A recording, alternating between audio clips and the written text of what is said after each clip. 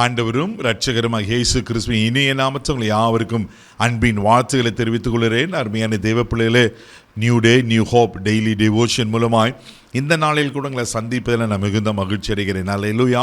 இன்றைக்கு கூட கர்த்தர் நமக்கு கொடுக்கிற வார்த்தை என்ன? செப்பனியாவின் தீர்க்க தரிசன புஸ்தகம் 3ஆம் அதிகாரம் 5வது வசனம் கூட வாசிக்க கேட்போம். அதற்குள் இருக்கிற கர்த்தர் நீதி உள்ளவர், அவர் அநியாயம் செய்வதில்லை, அவர் குறைவில்லாமல் காலைதோறும் தம்முடைய நியாயத்தை விளங்க பண்ணுகிறார், அநியாயக்காரனோ வெட்கம் அறியான். ஹல்லேலூயா. பாருங்க, கர்த்தர் எப்படிப்பட்டவர்? நீதியுள்ளவர். அவர் அநியாயம் செய்ய மாட்டார், அவர் குறைவில்லாம நியாயத்தை வெளிப்படுத்துவார். என் வாழ்க்கையில் இந்த நீதி கிடைக்கல பிரதர், என் நியாயம் கிடைக்கல. கலங்கி கொண்டிருக்கிற அன்பு சகோதரனே சகோதரியே, ஒருவேளை அநியாயமாக உங்களுக்கு தீர்ப்பு வழங்கப்பட்டிருக்கா? நீங்கள் செய்யாத தவறுக்கு உங்கள் மேலே பழி சொல்லப்பட்டிருக்கா?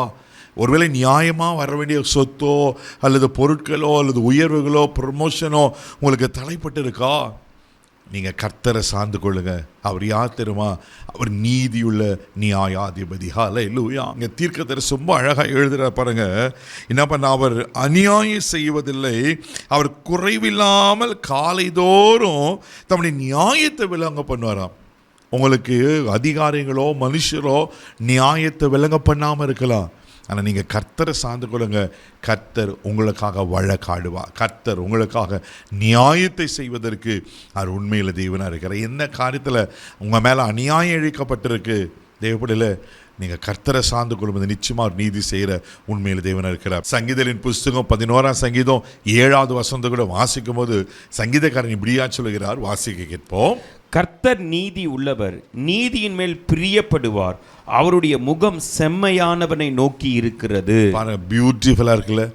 கர்த்தர் நீதி உள்ளவர், நீதியின் மேல் பிரியப்படுவார், அவருடைய முகம் செம்மையானவனை நோக்கி இருக்குமா?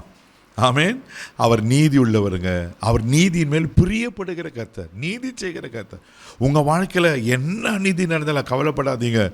கர்த்தரை தொடர்ந்து நீங்கள் ஆண்டவர் சமூகத்தில் போய் உங்கள் காரியங்களை சொல்லுங்கள். அவர் நீதியில் பிரியப்படுகிற கர்த்தர்.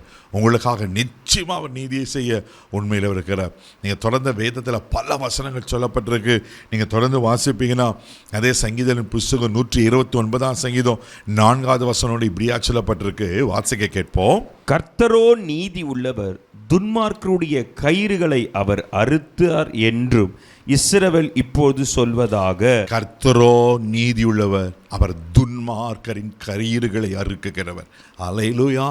ஒருவேளை உங்களுக்கு அநியாயம் பண்ணி துன்மார்க்கமான காரியத்தை உங்களுக்கு விரோதமாக செய்து கொண்டிருக்கலாம். ஒரு நாள் வரும், மறந்துடாதீங்க தேவ பிள்ளையே, அவர் உங்களுக்கு நீதி செய்யும் போது துன்மார்க்கனுடைய கயிறுகளை அறுக்க பண்ணுவார். வேதத்தில் அழகான ஒரு சம்பவம் இருக்கு. யாத்திராகமம் புஸ்தகம் 9ஆம் அதிகாரம் 27ஆம் வசனம் வாசிப்பீங்கன்னா அங்கே பார்வோன் ஒரு காரியத்தை சொல்லுவான், வாசிக்க கேட்போம். அப்பொழுது பார்வோன் மோசேயையும் ஆரோனையும் அழைப்பித்தான். நான் இந்த முறை பாவம் செய்தேன், கர்த்தர் நீதி உள்ளவர், நானும் என் ஜனமும் துன்மார்க்கர். பாருங்களேன், ஆண்டவர் தன் ஜனங்களை ஆராதிக்கும்படிக்கு விடு சொல்லி பார்வோனுக்களை ஆரோனையும் மோசம் போய் பேச சொல்லுவார். ஆரோனும் மோசம் போய் பேசுவாங்க, கேட்பாங்க. அவன் அனுப்ப மாட்டேன்னுவான். ஆண்டவர் வாதைகள் மூலமாக தன்னுடைய கைவல்லமையை காண்பிப்பார். வரல ஒவ்வொரு வாதையை அனுப்பும் போது அனுப்புறேன்னு சொல்லி மறுபடியும் இறுதி கடினமாகும். இங்கே பாருங்கள், இங்கே இந்த கல்மழை வரும். அப்போ தான் இந்த பார்வன் காரியத்தை சொல்கிறான், நான் பாவம் செஞ்சுட்டேன், கர்த்தர் நீதி உள்ளவர், இந்த முறை உங்களை அனுப்பிடுறேன். யாருங்க சொல்கிறது? சத்துரு சொல்கிறாங்க கர்த்தர் நீதி உள்ளவர் என்று.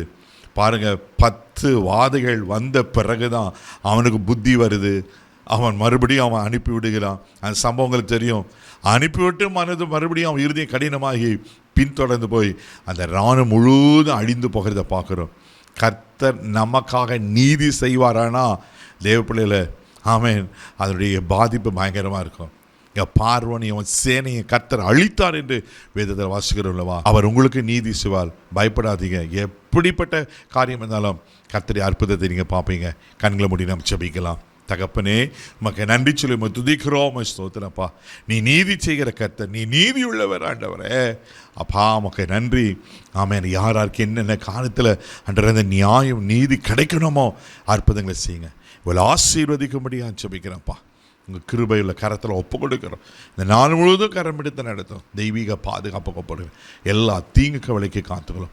இயேசுவின் மூலம் ஜெபம் கேளும் பிதாவே, ஆமென். அவர் உங்களுக்கு நீதி செய்வார். தைரியமாக போங்க. God bless you.